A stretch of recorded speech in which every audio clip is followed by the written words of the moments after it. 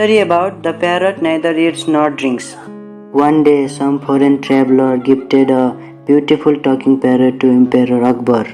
Akbar was very fond of the parrot as it could not only talk but also reply to his questions. He had made special arrangements for the parrot's care and safety and made an announcement that if someone ever dared to inform him about the parrot's death, he will be hung. All the caretakers of the parrot thus took extreme care of the parrot and guarded him against all harm day and night. Still, one day the parrot died. None of the caretakers had the courage to go and tell this to the emperor. They went to Birbal and told him about their situation. They said, if we inform the emperor about the parrot's death, then he will get us hanged. And if we do not tell him, then also he will kill us, so please help us. Birbal thought a while and sent all of them back to work. Next day, he himself went to emperor and said, Your Majesty, your parrot. Akbar said, Yes, Birbal, what about my parrot? Birbal again stammered, Your parrot is.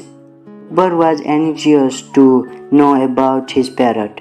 He again asked, Tell me, Birbal, what happened to my parrot? Birbal again said, Your parrot.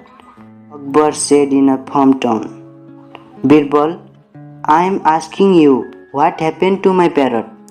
Say something in the name of God. Then Birbal said, Jahapana, your parrot is neither eating anything nor drinking anything. He is neither saying anything nor moving his wings.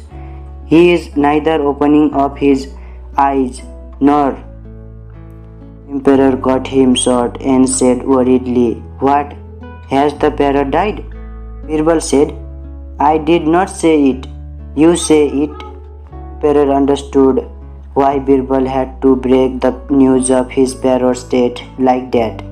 He did not punish any of the servants and appreciated Birbal for his intelligent move. Use the intelligence in the right direction is the key to success. This is the lesson which we can learn from this story.